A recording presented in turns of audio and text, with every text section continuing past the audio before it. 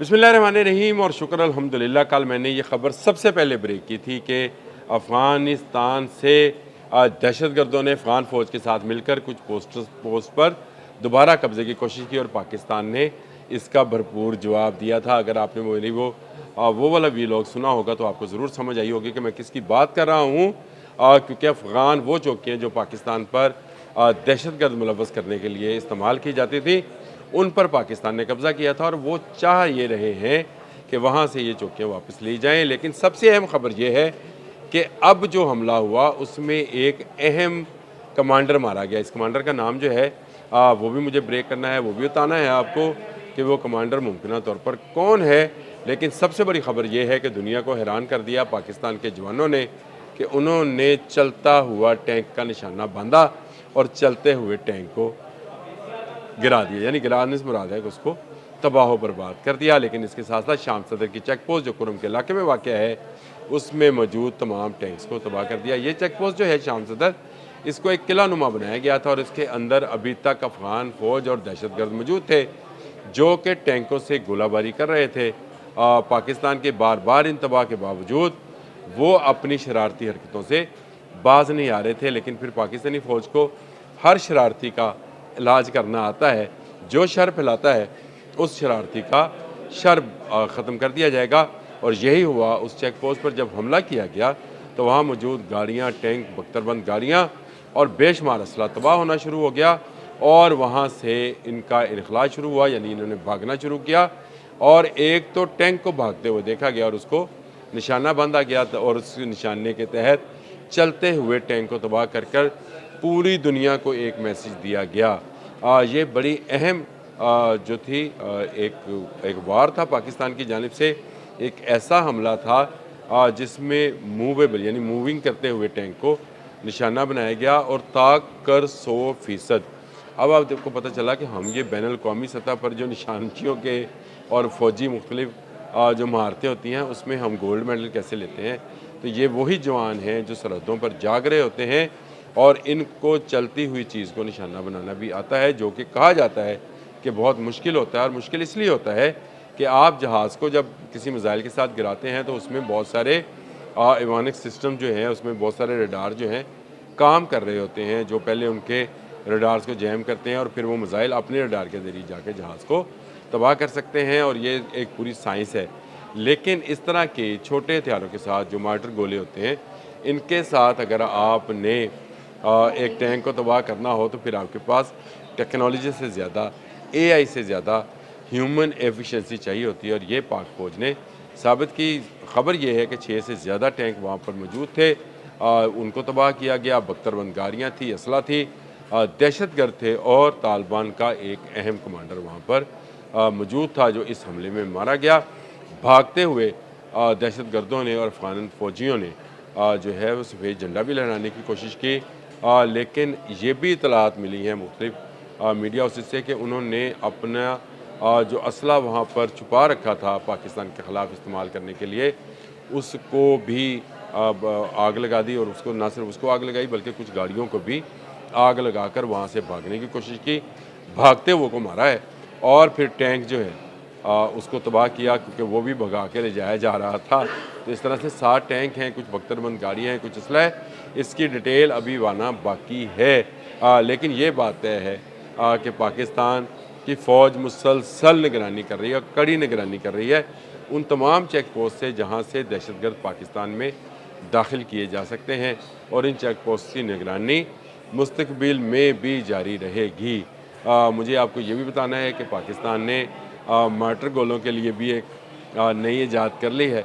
उसका वीलॉग मैं फिर किसी वक्त आपके साथ शेयर करूँगा।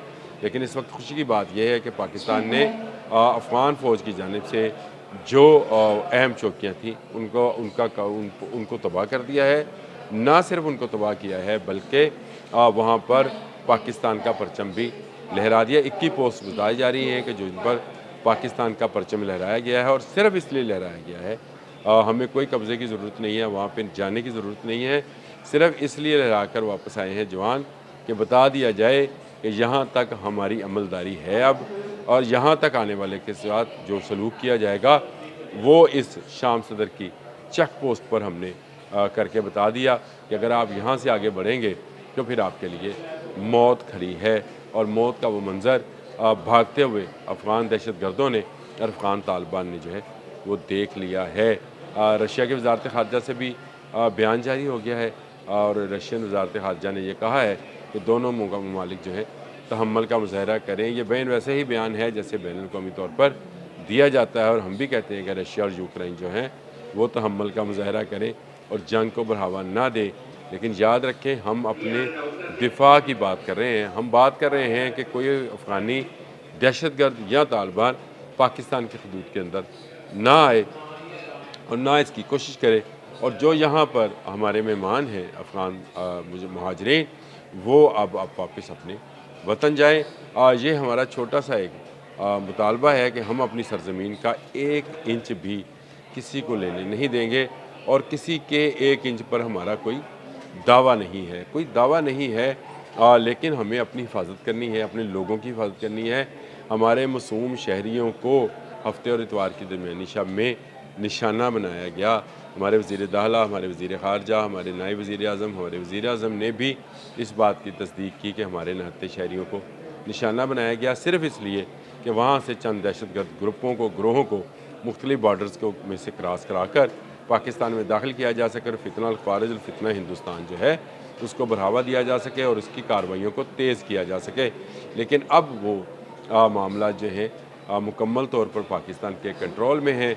शाम सदर की चेक पोस्ट को तबाह करके पाकिस्तान ने बता दिया कि अब अफ़गान बॉर्डर पर जिस पोस्ट से भी पाकिस्तान पर हमला किया जाएगा उस फेंकी जाने वाली ईंट का जवाब पत्थर से दिया जाएगा।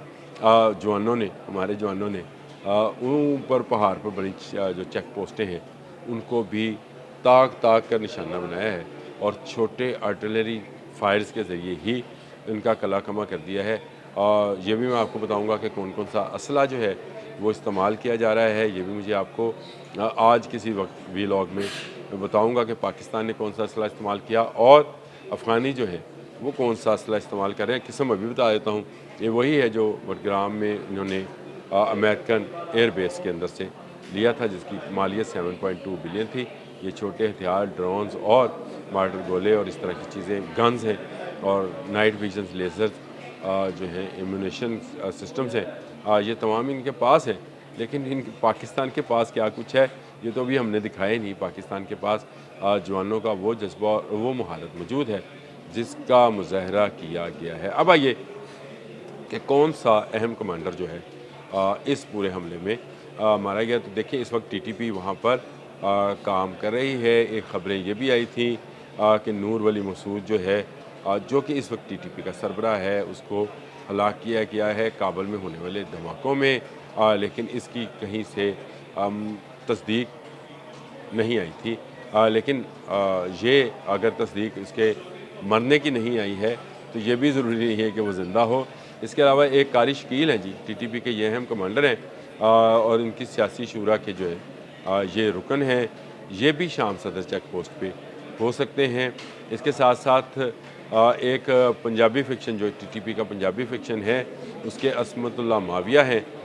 इनकी मौजूदगी की भी इतलात हैं कि वो पाकिस्तानी सरहद के साथ साथ जो है वो काम कर रहे हैं और ये इनका होना भी वहाँ पर मौजूद होना भी नामुमकिनात में से नहीं है। और इसके बाद नंबर आता है मुफ्ती हसन सवाती साहब का और ये मुफ्ती हसन सवाती साहब जो हैं ये भी दहशतगर्द हैं और ये इनकी कार्रवाइयों का मरकज़ जो है खैबर पख्तूनख्वा और पेशावर के इर्द गिर्द जो है वहाँ पर माहौल ख़राब करने और दहशतगर्दी करने के मुजरम और मुलज़म हैं और इनकी मौजूदगी वहाँ पर मौजूद है। किले की तरह का शाम सदर चेक पोस्ट को बनाया गया था, वहाँ पर हैवी आर्टिलरी मैंने आपको बता दिया रखी गई थी जिसे अब पाकिस्तानी फ़ौज ने तबाह बर्बाद कर दिया है। और आने वाले दिनों में अफ़गानों के साथ और क्या, उन अफ़गानों के साथ जो पाकिस्तान के मुखालिफ हैं, हम सारे अफ़गानों की बात नहीं करते। जब मैं ये बात कहूँ तो आप समझ लिया करें कि ये किन अफ़गानों की बात है, उनकी जो दहशतगर्दी में मुलव्वस हैं, उनकी जो दहशतगर्दों के सहूलतकार हैं, उनकी जो सरहद पार से पाकिस्तान में दाखिल होना चाहता है, ये उन अफ़गानों की बात है। पुरअमन शहरियों की बात हरगिज़ नहीं है, ना ही हम किसी पुरअमन शहरी को निशाना बनाएंगे। अब तक के लिए इतना ही। अल्लाह हाफ़िज़।